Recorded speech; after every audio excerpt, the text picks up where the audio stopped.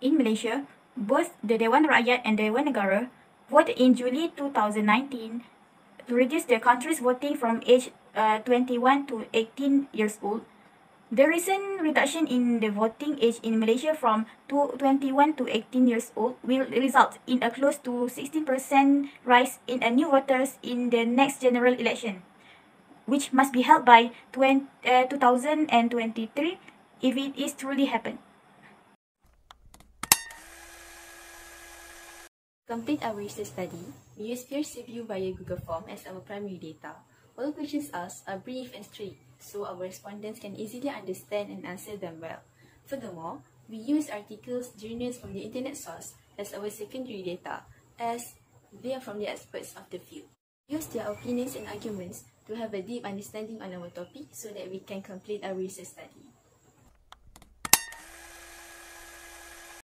In 19 September 2018, the Cabinet has agreed to the proposal to amend Article 119 eligibility of voters, Federal Constitution to Parliament to change the voting age from 21 years old to 18 years old.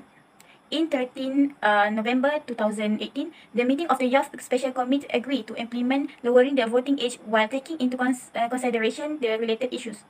In 29 March 2019, the Cabinet has agreed that the bill to amend Article 119 of the Federal Constitution be tabled on the second meeting session, second term of the 14th Parliament. In 12 June 2019, the Cabinet agreed that the bill to amend Article 119 of the Federal Constitution be tabled on the second session, second term of the 14th Parliament from 1 to 18 July 2019. In 16 July 2019, UNDI-18 bill passed the lower House of Representatives Dewan Rakyat with unanimous 211 votes. In 25 July 2019, UNDI-18 bill passed the upper House of Representatives Dewan Negara with unanimous 47 votes. In 4 September 2019, UNDI-18 bill received royal assent by Yang di-Pertuan Agong of Malaysia, King Sultan Abdullah Ahmad Shah. Lastly, in 10 September 2019, UNDI-18 was gazetted into law. However, automatic voter registration and the 18-year-old age have yet to be fully incorporated into federal law. Malaysia plans to lower the voting age to 18 years old and implement its automatic voter registration AVR scheme by the July of this year. The new electoral laws were scheduled to be in effect in July, a month before the country's state of emergency ended. If the pandemic is under control and the emergency time is over, Mr. Muhyiddin has voted to dissolve the parliament and call an election. Planning to implement UNDI-18. UNDI-18 will not be implemented in September of next year because of the Movement Control Order, but they have discussed about the issue that concern the Election Commission planning and initial preparation. They hope to introduce automatic voter registration and UNDI-18 after 1 September 2022. Rationales for lowering the voting age. First, the majority of countries around the world have established an 18 years old voting age. Secondly, the Adult Age Act of 1971 places the adult age at 18 years old, and 70% of Malaysian population is between the age of 15 and 64. Next, the Malaysian Youth Policy also defined youth as being between the age of 15 and 30. Last but not least, individuals above the age of 18 years old are now allowed to marry. 16 July 2019, the lower house of Bicameral Parliament discussed to amend the constitutional bill to lower the voting age to 18 years old. This constitutional amendment is the first amendment that has managed to gain support from both the government and the opposition. Various efforts have been given by various parties, including the youth themselves, in supporting the bill. The first one, voter education program that had been introduced by the Academy of Election (APR). This program is an effort by the Election Commission (EC) to implement a constitutional amendment to the bill allows voting at the age of 18 years. The estimated group for this program is young voters.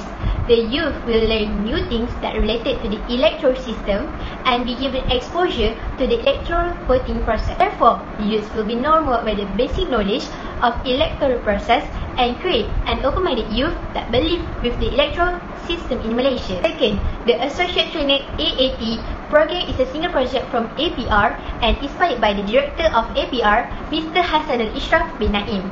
The main purpose of this program is to create a high-quality and caliber speaker to work with APR throughout the country. It is hoped that by holding this program, APR will be able to disseminate more information on the Malaysian election, especially among the youth, as the main target before the implementation of the ballot bill 18.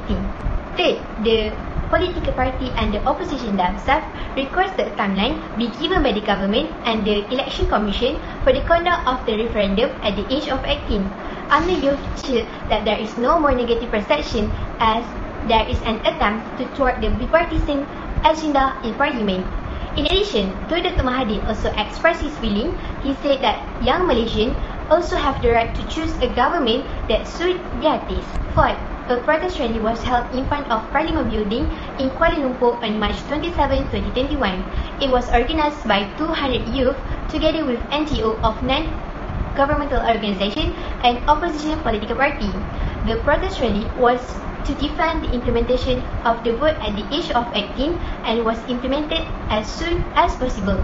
The youth demanded that the government restore their right, voices, and votes that have been neglected. For them, the constitutional amendment to have the right to vote at the age of 18 is not a privilege for the young people, but the right that should be given to them. Youths of our nation are often referred to as future leaders and are considered to be rays of hope. However, the youth of our country often find themselves being marginalized from mainstream politics and any form of decision-making related to the state of the country. A prime example of this is Malaysia's youth representation in the parliament. A segment of the older generation fail to understand that there is more to politics than simply the rights to vote during elections. Electoral politics is one of many different ways of being involved in politics. But if we broaden our perspective of political participation, we would realize that there has been a huge growth in non-institutionalized forms of political engagement by youths, such as social campaigns, protests, demonstrations, and utilization of social media platforms to speak out about social issues. Some of the benefits of youth political participation in Malaysia includes higher chances of influencing the election outcome. While electoral politics is not the only form of politics, it still makes up one of the biggest portions of politics. This is because elections are a fundamental contribution to a democratic nation like Malaysia, where it enables voters to pick their leaders and to further hold them accountable for their actions and performance in office. The younger generation believe that they have the power to create change. Due to their interest and enthusiasm in bringing change and being involved in the political state of the country, young people are a great influence on the election outcome. Moving on, allowing youths to participate in politics would create a more politically educated and socially aware community. One of the effects of stopping young people from participating in politics is that they no longer feel the need to stay updated with the latest political news. Since they have no say in the system, they no longer see the relevance of staying aware of the political development of the country, which is understandable. Why would an engineering student study the syllabus of a medical student when it has nothing to do with them? Following this logic, allowing youths to participate in politics would cause them to start getting indirectly involved in politics. For example, learning about the social injustice that takes place in their country and staying updated with the latest political development of their nation. This way, the youths would at least be educated regarding the social and political state of their country. Lastly, youth political participation would foster economic and social development. Youths all around the country have great concerns regarding the security of their futures because of high youth unemployment rates, low starting salaries for fresh graduates, and high living costs. Creating an environment with passionate youths who are politically conscious could potentially bring about a boost in economic and social development. With the active participation of youth in politics, many different sectors all around the country would undergo development, leading to an increase in social and economic growth, such as an increase in the real GDP of the country. Changing our perspective on the negative side, it is actually worrying seeing how adults see the youth nowadays on how youth are incapable to participate in voting for election. This because they think the youth tend to be influenced easily whether by friends or other people around them. This thought will be even more troubling if this is happening because it can cause problem to the young voter as he or she is considered as not to be serious in determining the leaders and the future of the country. Furthermore, the minority of the youth didn't have the basic knowledge and do not interest of taking part in political or any current issue in Malaysia, which this will cause their negligence of them to the country. Based on this circumstance, if UNDI-18 is being implemented, it will affect the backside of the country for not taking serious of the political issues. At the other side, in order to fulfill our country's peace in practicing democracy, there are many pros and cons that we need to think of. We have to critically consider that if UNDI-18 is being implemented in our country, one of the biggest impact is on the election result PRU. This is because most of the election result may stay to be the same even if it's already different election years. Moreover, attracting young thinkers into politics can help our country to produce fresh ideology with the youth thought and opinions. This is said so because the Z genes are grown in a different circumstance comparing to the old generation. Their ideas and thought may sound fresher comparing to the old politicians. Today's youth have been more educated and well-mannered by their own self and can make the crucial decisions. UNDI-18 also organized the leadership program for the youth.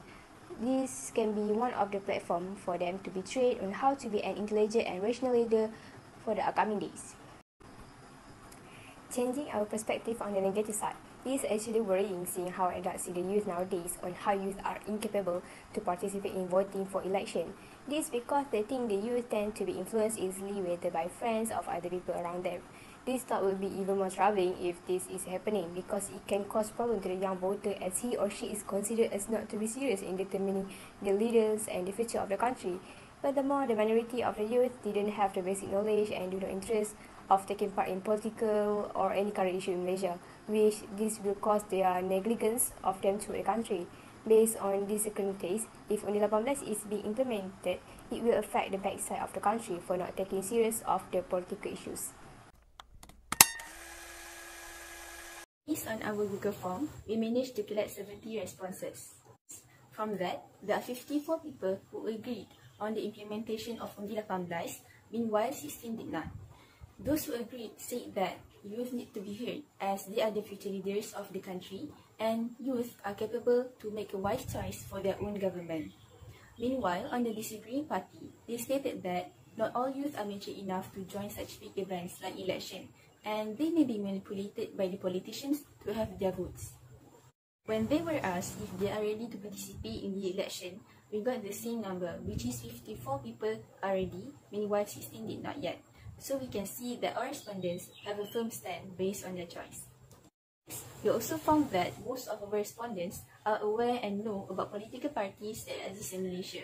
They mostly chose political parties that had joined the latest election like UMNO, PAS, JAP, Pakatan Harapan and Parti Keadilan Rakyat. Also some of them who know about other political parties like Malaysia Indian Congress, Parti Bersatu Sabah and Parti Warisan Sabah. This is good enough for the youth to have a basic knowledge of political parties that exist in Malaysia before they enter the election. However, among 70 respondents, there are only 37 that know about our electoral system, which is first past the post system.